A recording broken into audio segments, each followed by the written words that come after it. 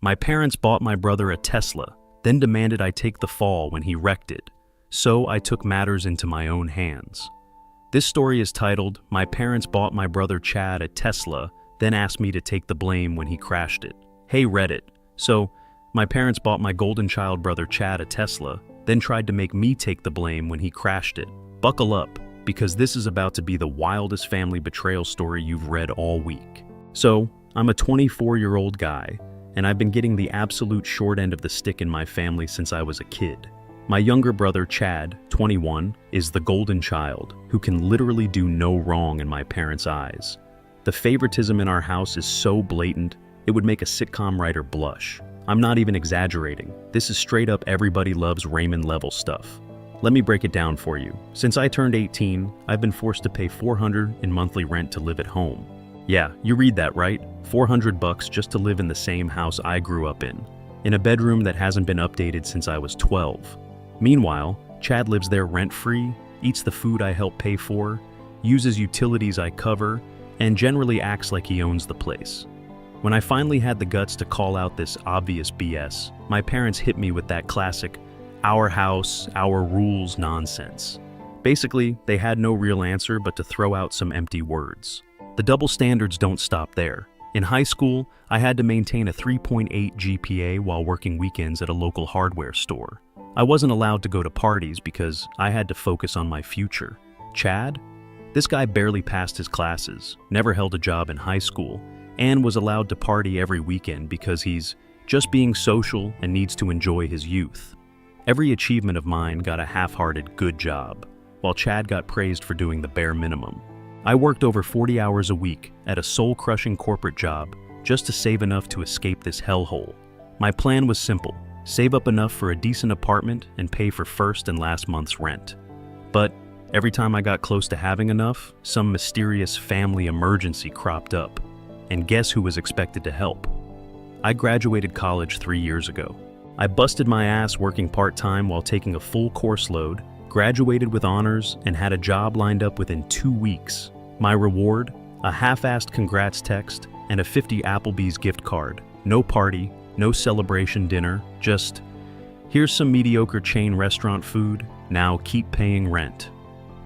Last month, Chad finally graduated with a solid 2.4 GPA after 6 years of what I can only assume was professional beer pong training. This guy changed his major 3 times, failed multiple classes he had to retake, and treated college like an extended vacation that occasionally required writing papers. And how did my parents celebrate his mediocre achievement? They bought him a Tesla Model 3 Performance. Not the base model, but the 60,000 plus version, with all the bells and whistles, premium sound system, the works. I still remember the day they gave it to him. We were all standing in the driveway when my dad, Bob, hands Chad this small box. Inside were the keys to this gleaming white Tesla parked across the street. Chad starts freaking out, jumping around like he'd just won the lottery, while my mom, Karen, took about 500 pictures for Facebook.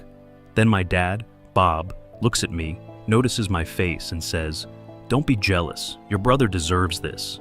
After working so hard, at beer pong championships, when I pointed out that I graduated in 4 years with honors, worked my ass off, and got nothing, my mom, Karen, had the audacity to say, "Well, college was easier for you." Chad really struggled. Yeah, he struggled to get out of bed before noon and remember which girl he was dating that week. I could go on for hours about the blatant favoritism, but you get the picture. For my entire life, I've been treated like a second-class citizen in my own family. From the second Chad got that Tesla, it became his entire personality. I'm not even kidding. Dude couldn't go 5 minutes without mentioning his whip or posting Instagram stories about the dashboard. The car wasn't just transportation to him, it was his entire identity. Now, Tesla Bro was born, and it was just as obnoxious as it sounds. Every night he'd come home at 2 a.m. from whatever bar he was at and rev the engine in the driveway like an absolute tool. Yes, I know Teslas don't actually have engines to rev, but this dip would floor the acceleration back and forth in our driveway, making that electric whirring noise at full volume. He'd wake up the whole neighborhood, because apparently sleep is only for peasants who don't own electric cars that daddy bought them.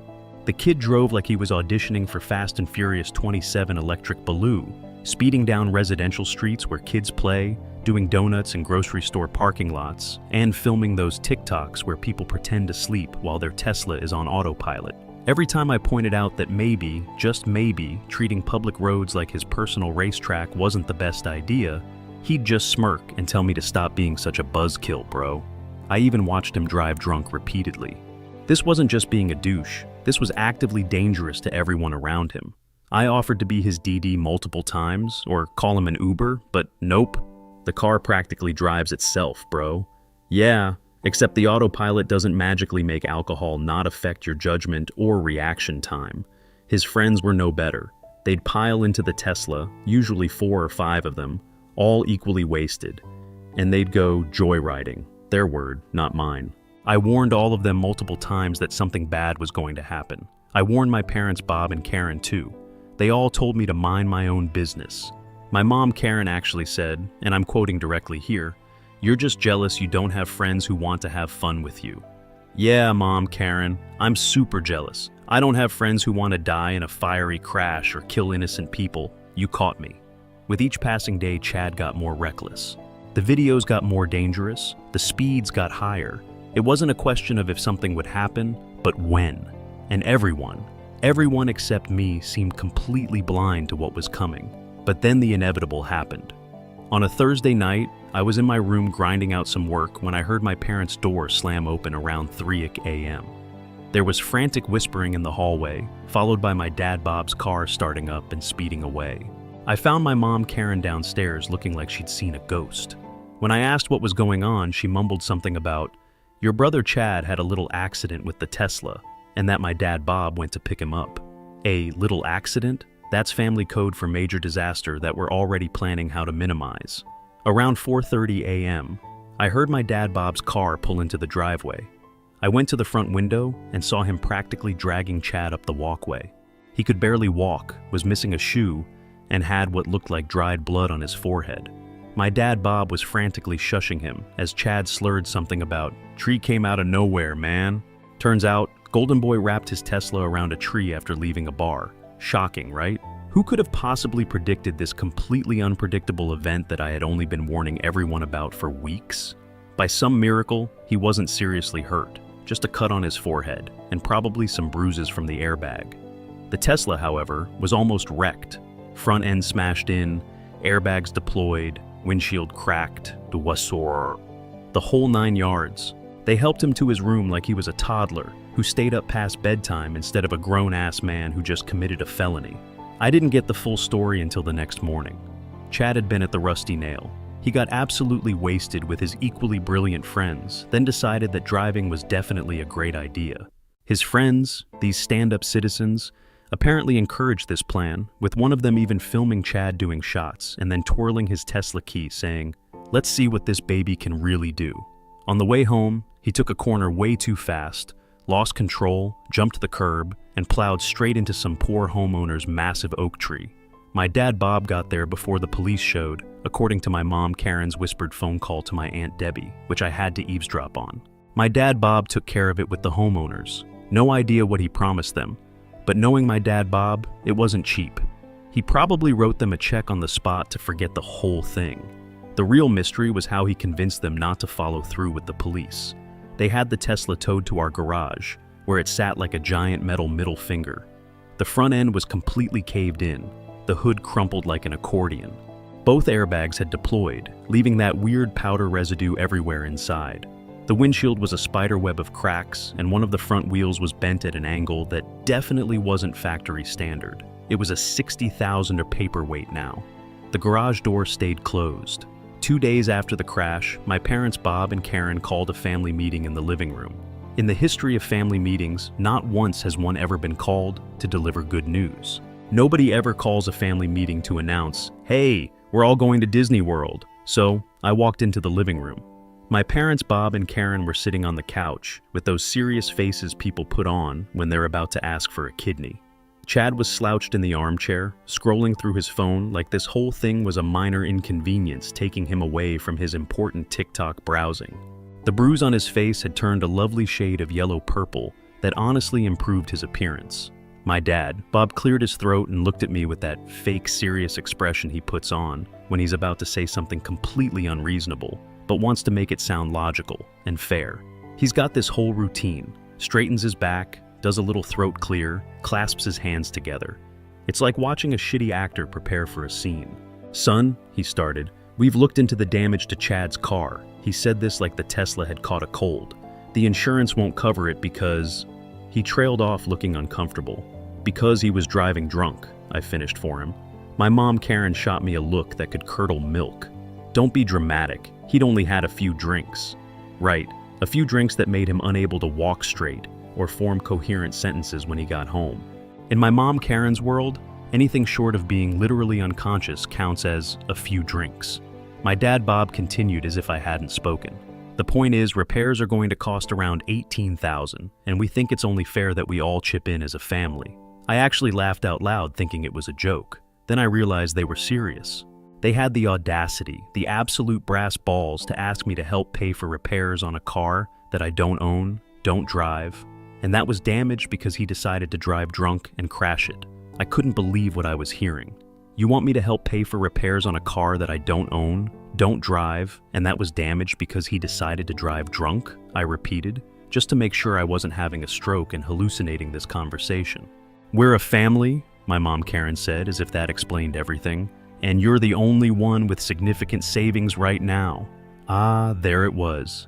They knew I had been saving to move out, and they saw it as a convenient pot of money to fix their golden child Chad's mistake. My savings wasn't for my future, it was just an emergency fund for Christ's fuck-ups. Got it. "How much are you expecting me to chip in?" I asked, making air quotes around chip in, because we all knew that was code for pay for most of it. My dad Bob had the decency to look slightly uncomfortable. "Well, your mother Karen and I can put in about $3,000 from our emergency fund. Chad has about $500 saved up."